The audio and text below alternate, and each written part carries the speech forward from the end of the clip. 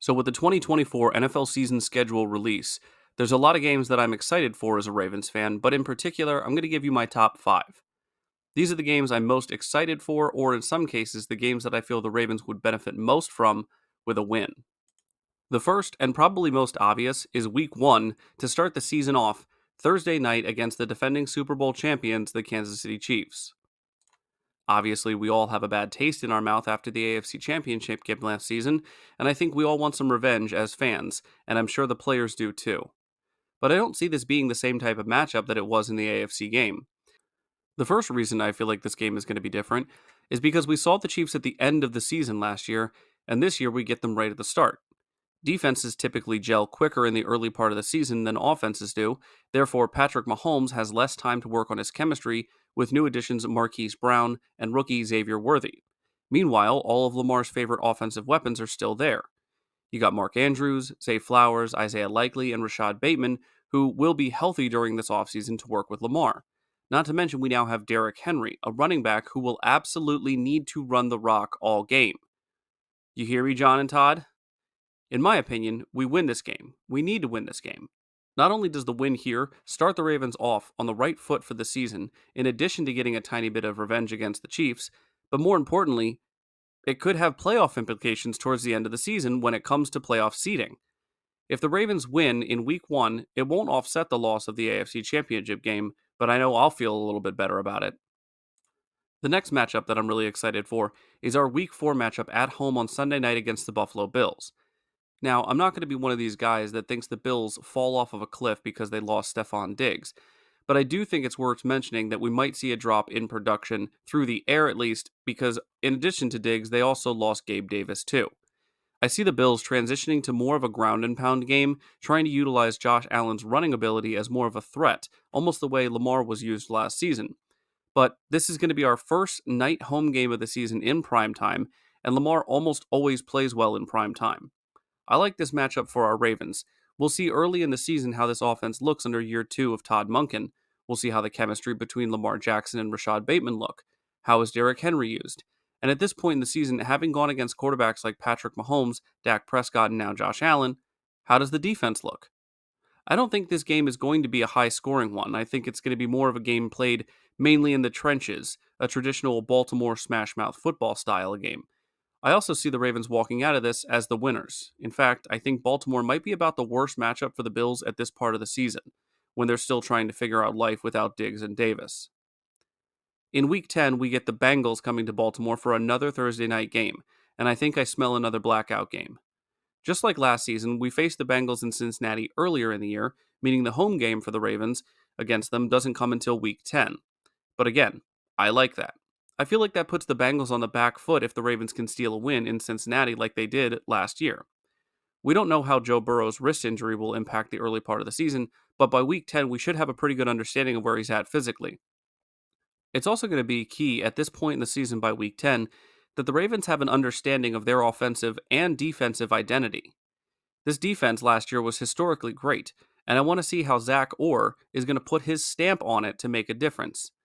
How do we look in coverage with Marlon Humphrey, Brandon Stevens, and first-round pick Nate Wiggins? How are we going to do against the run without Jadeveon Clowney? And what is Kyle Hamilton's role going to be in this defense without Mike McDonald? Will it change, or will he continue to be the Swiss Army knife that he was last year? Obviously, we don't need to worry about Roquan Smith. I think it's important that we have these questions answered around this time of year because with our bye week not until week 14, we need to have more of a clear-cut identity and a greater understanding of the players' roles on offense and defense by week 10. And if you haven't caught on to the theme yet, yeah, I think we win in week 10 against the Bengals as well. The fourth most interesting matchup to me is one that's a bit more personal and might seem less impactful for the rest of the fan base and the Ravens in general, and that's the week 15 matchup against the Giants in New York. The main reason for that is that as someone who lives in New York and doesn't get to see Ravens games in person as often as I'd like, this is a great opportunity for me. The second reason is that the Giants are the only NFC team to beat the Ravens with Lamar under center. Now, it's the Giants, so I'm not saying that it makes a huge blemish on his resume. I'm pretty sure everyone still thinks Lamar is great, despite a loss in 2022 to the New York Giants, but my point is that it's an opportunity to right a wrong and remind the NFC who their dad is. Obviously, in Week 15, The teams we are going to see on paper right now might not be the ones that show up in December, but I can't imagine the Giants pulling a Houston Texans from last year and being some super threat towards the end of the season. Also, the Ravens have a notorious history for playing down to their level of competition, and I think that's the other side of the coin when you also play up to your competition as the underdog. Either way, I'm hoping that if I get the chance to go to this game, I'll get to see Lamar and company hang 40 on the Giants, especially since we know how good the Ravens are after their bye week. The last of these five matchups I'm really looking forward to is probably not the one you're thinking of. While yes, the Christmas matchup against the Houston Texans in Houston will, I'm sure, be a good game, I'm more interested in the Week 16 matchup at home against the Steelers. Now, of course, we play the Steelers twice a year, so this won't be the first matchup against them in 2024, but it seems like it's the first time we play them at home towards the end of the season, and it isn't a meaningless game in a long time.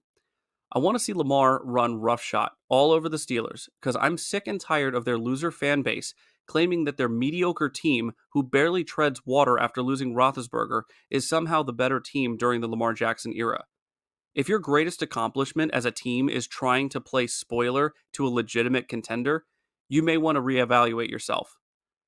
I'm not one to put a lot of dissing out there. I'm not one that, tries to bash on other teams. I feel like I'm a pretty respectful fan to most franchises.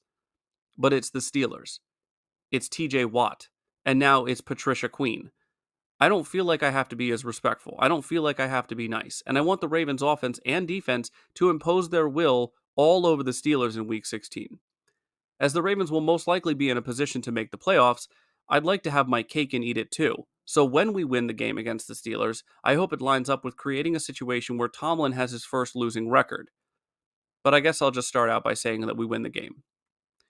Well, guys, those are my top 5 games that I'm looking forward to in the 2024 season. Obviously, there were some other games on here that are going to be fun to watch too, like the Cowboys, the Eagles game should be fun, and the Texans game that I mentioned earlier. But these 5 matchups are the ones that I will have circled on my calendar, looking forward to more than some of the others. If you have a matchup that you're looking forward to the most, put it in the comments section down below. While you're there, go ahead and give the video a like if you enjoyed, subscribe if you're new, and as always, guys, stay safe out there and go Ravens.